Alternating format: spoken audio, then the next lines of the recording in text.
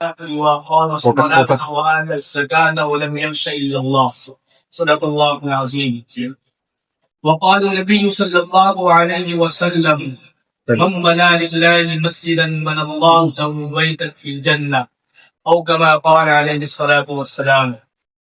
قابل قدر الرابع صاحب ظاہر گراؤ اور میرے عزیز ساتھیوں اور دوستوں، جب ہم اس کائنات پر نگاہ دوڑاتے ہیں تو ہمیں ایک خاص بات کی روشنی معلوم ہوتی ہے کہ اللہ کی مخلوق جو اس زمین پر تشریف لیتی ہے اور اس کی بخشی ہوئی نعمتوں سے لطف اندوز ہو رہی ہے، وہ درجہ اور رتبہ کے لحاظ سے یکساں نہیں ہے.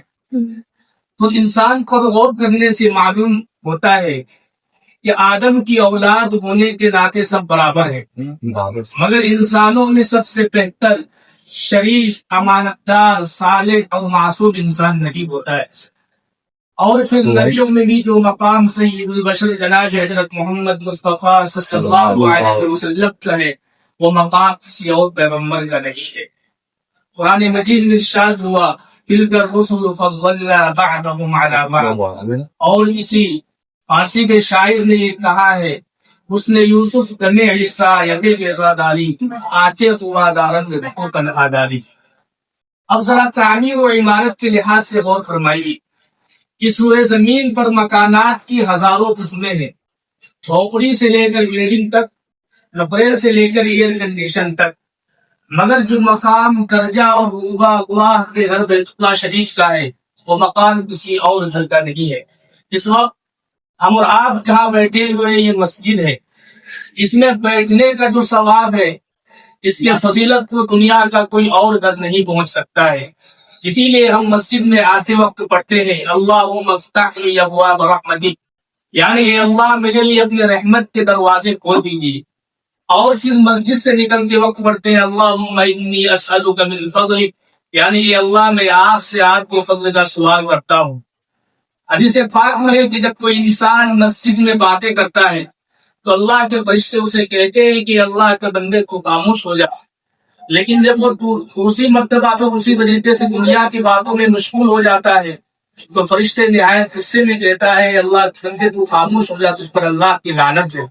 اسی لیے ہمیں یہ چاہیے کہ ہم مسجد میں جب بیٹھے تو مسجد کے ادب کا اور مسجد کے مقام کا ہم ضرور بے ضرور لحاظ رکھیں.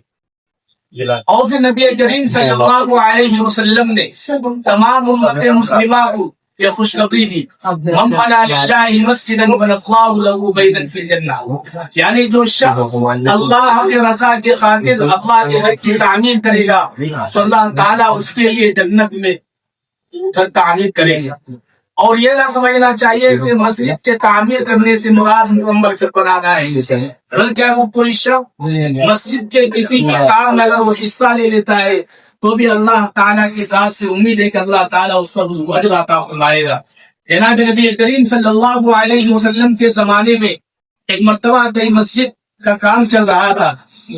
مستری اپنے کام میں مصروف تھا کہ ایک مسافر کا گزر ہوا اس راستے سے.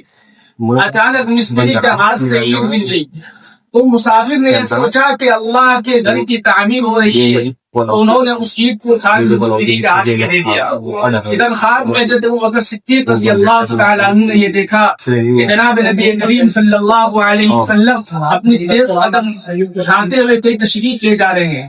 آپ نے پوچھا: یہ اللہ کے رسول صلی اللہ علیہ وسلم آپ کہاں جا رہے ہیں؟ آپ نے فرمایا: نہیں، میں رک نہیں سکتا. تو پھر جب دوبارہ پوچھا تو آپ صلی اللہ علیہ وسلم نے یہ فرمایا کہ دراصل فلاں جگہ کسی مسجد کی تعمیر ہو رہی تھی، تو وہاں سے ایک مسافر کا گزر ہوا اور انہوں نے اس گرے ہوئے اینٹ کو اتنی اخلاص کے ساتھ مستری کے ہاتھ میں دیا کہ اللہ تعالیٰ کو اس کا اخلاص اتنا پسند آیا ہے کہ اس کے لیے جنت میں ایک گھر تعمیر کر دی گئی ہے. میں اسی گھر کو دیکھنے کے لیے جا رہا ہوں. اسی لیے ہمیں یہ چاہیے کہ ہم سے مسجد سے جو خدمت ہو سکے ہمیں وہ خدمت کرنی چاہیے. مسجد روئے زمین میں سب سے مقدس اور مبارک مقام ہے. ان کی خدمت اور ان سے تعلق ہمارے ایمان کا لازمی حصہ ہے. جو شخص مسجد سے محبت رکھے گا اللہ اور اس کے رسول کی نگاہ میں وہ مومن ہے. اذا رأيتم الرجل يتعارف بالمسجد فاشهدوا له بالایمان، حضور نے فرمایا کہ جب تم کسی شخص کو مسجد میں زیادہ آتا جاتا دیکھو تو ان کے صاحب ایمان ہونے کی گواہی. اسی لیے ہمیں اپنے رشتے کو مسجد سے مستحکم رکھنا چاہیے اور ہمیشہ مسجد سے جڑے رہنے کی فکر کرنی چاہیے۔ اور پھر قرآن مجید میں ارشاد ہوا انما يعمر مساجد الله من آمن بالله واليوم الآخر واقام الصلاة وآتى الزكاة ولم يخش الا اللہ، یعنی مسجدوں کو آباد کرنے والے کون ہیں؟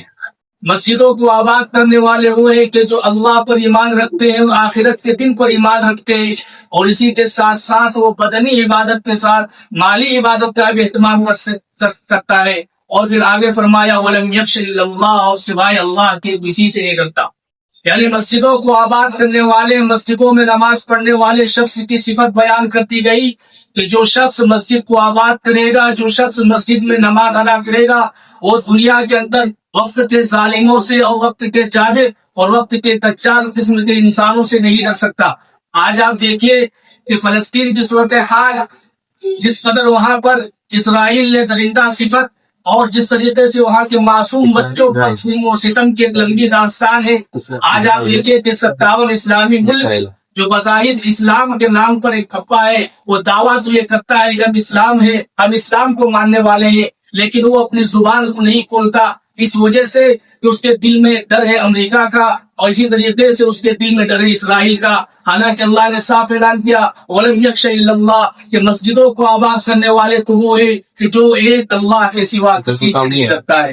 اور پھر قرآن مجید میں ارشاد ہوا یا ایھا الذین آمنوا لا تتخذوا اليہود والنصارى اولیاء بعضهم اولیاء بعض ومن یتولهم منکم فإنہ منهم۔ اللہ ارشاد فرما رہی ہے ایمان والو، یہودیوں سے دوستی مت کرو، ان کے ساتھ ایسے تعلق قائم مت رکھو کہ جن کی وجہ سے تم تباہ ہو جاؤ۔ اور ظاہر ہے کہ وہ لوگ آپس میں ایک دوسرے کے دوست ہیں، اور جو تم میں سے ان سے دوستی کرتا ہے یا ان کے ساتھ تعلق قائم رکھتا ہے